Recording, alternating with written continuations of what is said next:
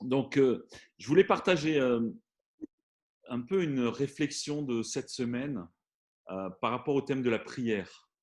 Euh, Bien sûr, hein, on est dans une période compliquée, une période où on sait que on sait rien, on sait que tout est incertain, autant au niveau économique que la santé, que dans le monde, qu'il y a tellement de trucs. Voilà, il y aura des élections, Trump, il se passe plein de choses. En fait, voilà, je crois que plus que jamais en ce moment, enfin plus que les dernières années, on réalise qu'on est vraiment dépendant de Dieu quelque part, que on ne peut pas contrôler grand chose et que voilà. Et en étudiant Éphésiens, parce que dimanche dernier on a parlé d'Éphésiens, je me suis mis à relire et étudier Éphésiens. Le verset qui m'a le plus frappé, c'est ce verset en Éphésiens 6, 18, qui dit: Faites en tout temps par l'Esprit toutes sortes de prières et de supplications. Veillez à cela avec une entière persévérance et en priant pour tous les saints. Et ce verset m'a vraiment frappé parce que euh, c'est Paul qui écrit cette lettre alors qu'il est en prison à Rome. Il sait que c'est un peu la fin de sa vie, c'est un peu la fin de son ministère. Et il envoie ses lettres à Éphèse, à Colosse, etc. Et à la fin de sa lettre, ça c'est vraiment un peu la conclusion. C'est-à-dire, vous savez, quand vous écrivez, vous faites une introduction, un développement, et puis une conclusion. Et dans la conclusion, vous mettez souvent ce qui est le plus important, quoi. Ce qu'on doit retenir et ce qui va faire la différence. Et Éphésiens 6, ça termine vraiment sur l'exhortation à la prière. Et moi, ce qui m'a frappé, c'est les termes qu'il utilise. Donc, en tout temps, toutes sortes de prières, des supplications, comme si prière ne suffisait pas, et il rajoute veiller à cela avec une entière persévérance et en priant pour tous les saints. Donc, il y a vraiment une bataille spirituelle dans la prière. Et moi, je me rends compte que je ne suis pas un soldat de la prière. Je prie tous les jours et tout, mais je ne peux pas dire que je mets en pratique ce passage et je pense que j'ai vraiment besoin de changer. Et je ne suis peut-être pas le seul. Et donc, je vais partager avec vous quelques écritures sur le thème de la prière euh, voilà, qui m'ont frappé. Ça, c'est le point principal, le thème principal. Et on va lire juste ces écritures et quelque part se laisser inspirer et toucher et se laisser convaincre aussi par ces passages. Donc, le deuxième passage, c'est en Hébreux 5, verset 7, où ici, il parle de Jésus. Il dit: Pendant sa vie terrestre, Christ a présenté avec des grands cris et avec larmes des prières et des supplications à celui qui pouvait le sauver de la mort, et il a été exaucé à cause de sa piété. Euh, donc, c'est frappant ce passage parce que on pourrait imaginer que Jésus, il n'avait pas besoin de prier, quoi, parce qu'il est quelque part, il est déjà inspiré de Dieu, il est Dieu dans la chair. Et pourtant, on lit qu'il a prié avec des grands cris et des larmes, toutes sortes de prières et de supplications. Lui-même, il était dans la bataille, dans la prière. Et le plus grand exemple, c'est quand il est à Gethsémané, où il supplie, voilà, il prie parce qu'il sait que ça va être une bataille super intense. Et ben, bien sûr, nous, si on est disciple de Jésus, on ne peut que imiter son exemple. Troisième passage, c'est en Luc 11, verset 9, où Jésus dit: Voilà, je vous le dis, demandez et l'on vous donnera, cherchez et vous trouverez, frappez et l'on vous ouvrira. En effet, tous ceux qui demandent reçoivent, celui qui cherche trouve, et l'on ouvrira à celui qui frappe. Quel père parmi vous donnera une pierre à son fils s'il lui demande du pain? Ou bien s'il demande un poisson, lui donnera-t-il un serpent au lieu d'un poisson? Évidemment, personne. Ou bien s'il demande un œuf, lui donnera-t-il un scorpion? Toi, tu sais qu'avec ouais, ta fille, enfin ta fille, ta future fille, ça va, tu vas pas lui donner un scorpion. Non, non, Non, non. c'est- Yéna, elle va pas donner un scorpion à sa je fille. vais dans le F. Hein? Si donc mauvais comme vous l'êtes, vous savez donner de bonnes choses à vos enfants, le Père Céleste donnera d'autant plus volontiers le Saint-Esprit à ceux qui le lui demandent. Et la question, c'est: est-ce qu'on demande le Saint-Esprit? Est-ce que moi, je demande à être rempli de l'Esprit?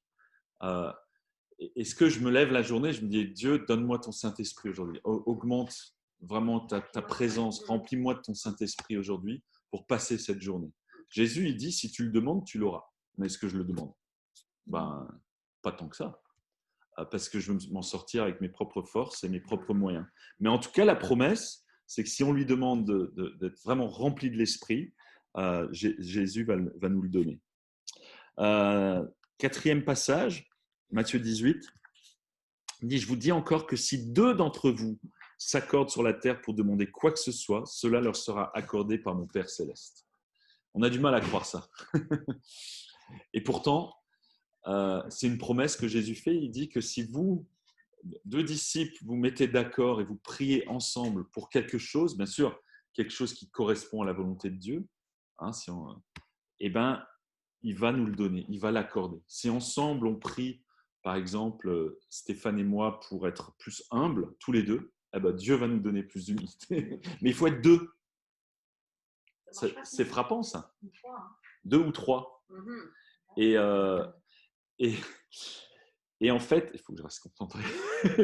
Et en fait, c'est vraiment une exhortation à la prière de groupe. Que, bien sûr, on a besoin de prier seul, mais là, il dit deux ou trois d'entre vous s'accordent, se mettent d'accord, il va nous répondre. Et moi, j'aimerais vraiment qu'on mette plus en pratique ces histoires de prière de groupe. Un autre passage, Acte 1, 14, tous persévérer d'un commun accord dans la prière avec les femmes, avec Marie, la mère de Jésus, et avec les frères de Jésus. Et là, on est en Acte 1, c'est juste avant la Pentecôte. Voilà, Jésus vient de ressusciter, ils se retrouvent ensemble. Voilà, le Saint-Esprit n'est pas encore donné. Et moi, ce qui m'a frappé ici, je l'ai mis en jaune, c'est avec les femmes. C'est-à-dire les hommes et les femmes priaient ensemble. Ils n'étaient pas séparés. Et souvent, on fait des groupes un peu séparés, et je comprends pourquoi. Mais je me dis, est-ce qu'on ne devrait pas faire des groupes où on prie hommes et femmes ensemble, comme ils le faisaient, tout simplement. Donc, en tout cas, c'est ce que faisaient les premiers disciples. Ils priaient ensemble, hommes et femmes ensemble. Acte 6, c'est les apôtres, lorsqu'on leur demande de faire un certain nombre de services aux tables, etc., ils disent, ben non, parce que nous, on doit consacrer notre temps à la prière et au ministère de la parole. Donc, les apôtres, ils avaient vraiment une conviction qu'on doit passer du temps pour prier pour les églises. Ils étaient des prières warriors, comme on dit. Donc, si on a un rôle de responsabilité, quelque part, on doit passer plus de temps dans la prière que faire je ne sais pas quoi. Acte 10, verset 1, ça c'est un passage qui est vraiment frappant parce que c'est la conversion de Corneille. Donc Corneille qui est ce premier, on va dire, non-juif officiel à être converti. Pierre, il a vraiment du mal à comprendre qu'on peut baptiser aussi les non-juifs. C'était une grande révolution, ça. Et en fait, c'était un homme qui était très spirituel. Voilà, on lit au verset 1. Il y avait à Césarée un homme appelé Corneille qui était officier dans la troupe romaine appelée cohorte italienne. Il était pieux et craignait Dieu avec toute sa maison. Il donnait beaucoup d'argent au peuple et ne cessait de prier Dieu. Et en fait, Corneille, il a été mis en valeur quelque part dans le livre des Actes. Il a été, voilà, on parle de lui à chaque fois comme ce premier païen non-juif qui est devenu chrétien. Vous lirez toute l'histoire en Acte 10 si vous ne la connaissez pas. Mais en tout cas, c'était un homme spirituel qui était très généreux, qui donnait l'argent au peuple, donc aux pauvres, et qui ne cessait de prier Dieu. Et moi, je pense qu'il y a beaucoup de gens comme ça qui sont comme lui, qui cherchent. Et à ce moment-là, le Saint-Esprit a connecté Pierre et Corneille. Et donc, le Saint-Esprit a appelé Pierre à baptiser Corneille. Parce que Pierre était dans la prière, Corneille était dans la prière, et donc ils se sont rencontrés. Et Corneille est devenu chrétien, il a quelque part ouvert la porte à l'évangélisation de tous les non-juifs, donc du monde entier. Et moi, je pense que quand on prie, le Saint-Esprit va nous connecter aussi avec des gens qui le cherchent, comme Corneille, des gens qui n'ont pas encore trouvé le royaume, mais qui cherchent le royaume. Et il y en a partout. Mais la question, c'est est-ce que moi, je prie comme ça pour que Dieu me connecte avec ces gens-là? En tout cas, moi, ça m'a frappé de voir que, voilà, cet exemple. Acte 12, Et là, bon, Pierre, il est arrêté. Et on lit Pierre était donc gardé dans la prison et l'Église adressait d'ardentes prières à Dieu pour lui. Voilà, Pierre, là, il est dans la souffrance, dans la difficulté, notamment en prison. Et là, toute l'Église prie pour lui. Et moi, je pense que c'est un exemple pour nous quand il y a un frère, une sœur qui est dans une grande difficulté. euh, Est-ce que toute l'Église prie pour ce frère ou cette sœur qui est dans une grande difficulté? Et ça peut être n'importe quoi. Ça peut être le chômage, ça peut être la santé. On a organisé, par exemple, une chaîne de prière et de jeûne pour Massimo qui a le cancer et qui a un cancer quand même grave. Bon, on sent que c'est une bataille et on sent qu'il y a des petits miracles qui se réalisent. Et c'est encourageant. Il a pu rentrer de l'hôpital. Maintenant, il doit retourner, mais bref, il devrait y rester que 3 jours. Mais on sait que c'est un cancer qui est super, super risqué, quoi, le cancer du système lymphatique. Et donc, je pense que l'Église doit imiter cet exemple, que quand quelqu'un est dans la souffrance, dans une grande difficulté, toute l'Église doit prier pour cette personne et se mettre d'accord dans la prière. Et j'apprécie, Paola, pour tout ce que tu as fait au niveau des requêtes de prière. Et on doit continuer à développer ça, persévérer et continuer à développer ça. Ensuite, en Éphésiens 1, 6, 16, et là, on va lire 2 ou 3 passages là-dessus. C'est Paul qui dit « Je ne cesse de dire toute ma reconnaissance pour vous lorsque je fais mention de vous dans mes prières. » Et là, on voit que Paul, non seulement il prie pour des choses spirituelles, pour que la foi augmente, pour que l'amour augmente, pour que ces régions soient évangélisées, tout ça, mais il prenait beaucoup de temps juste pour remercier Dieu pour chaque chrétien. Et cet esprit de reconnaissance est tellement mis en avant dans les épîtres que, voilà, quelque part, Dieu, il est heureux s'il nous voit être profondément reconnaissants les uns pour les autres. Et je pense que maintenant qu'on fait des nouveaux groupes, la première chose qu'on devrait faire, c'est prier pour chaque personne du groupe et juste exprimer à Dieu notre reconnaissance d'être dans ce groupe, notre reconnaissance d'avoir Frida à la maison et d'avoir toute la famille, Roy, etc., et les chamolos qui vont se joindre à nous, et bref, et de prier les uns pour les autres en disant juste merci, merci Dieu pour Laurent, merci pour Yéna, merci. Sois avec lui aujourd'hui, aide-le à ce qu'il soit guidé par le Saint-Esprit aujourd'hui. Mais Paul, il avait une conviction là-dessus, et on le voit à plusieurs reprises. En Philippiens 4, il dit « Ne vous inquiétez de rien, mais en toute chose, faites connaître vos besoins à Dieu par des prières et des supplications dans une attitude de reconnaissance. » Et c'est vrai qu'on peut se plaindre de beaucoup de choses. Paul, il écrivait ça en prison. Il savait qu'il allait être torturé et mis à mort. Mais il dit, ne vous inquiétez pas, les gars. Simplement, soyez reconnaissants. Et donc, c'est vraiment une attitude spirituelle d'être reconnaissant pour ce que Dieu nous donne et d'exprimer à Dieu nos besoins, nos requêtes, nos supplications. Et un dernier passage sur la reconnaissance, Colossiens 4, il dit « Persévérez dans la prière, veillez-y dans une attitude de reconnaissance. »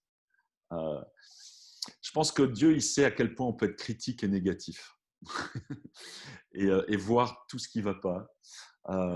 Et il dit, mais à chaque fois, mais soyez reconnaissants, quoi. Soyez reconnaissants pour tout ce que Dieu vous a déjà donné.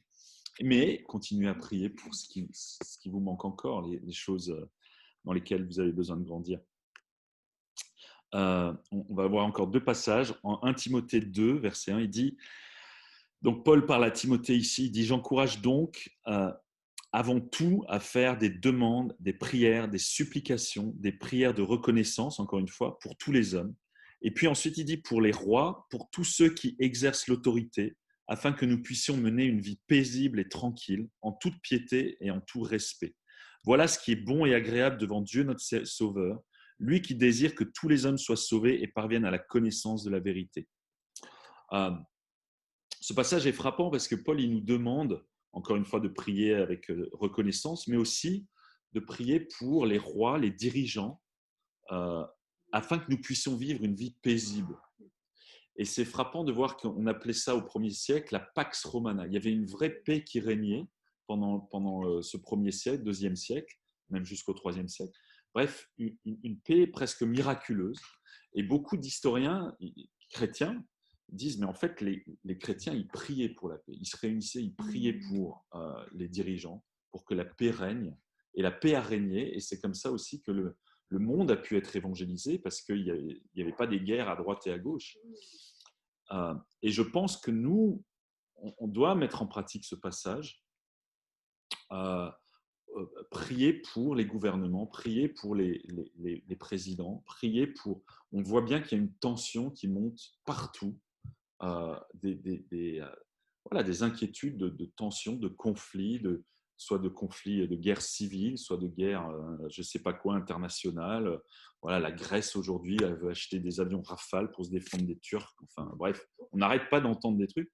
Et voilà un passage qu'on a aussi besoin de mettre en pratique dans notre vie de prière quand on prie ensemble, notamment cet automne avec les élections, que la paix règne dans le monde, que le royaume puisse continuer à grandir. Et puis finalement, tout petit verset, le dernier, prier sans cesse. Voilà, si on n'a pas compris.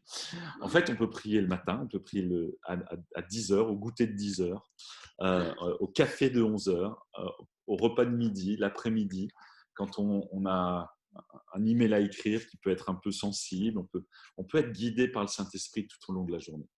Et quand on a accès au Saint-Esprit, ben pourquoi on ne l'utiliserait pas? C'est un peu dommage, finalement.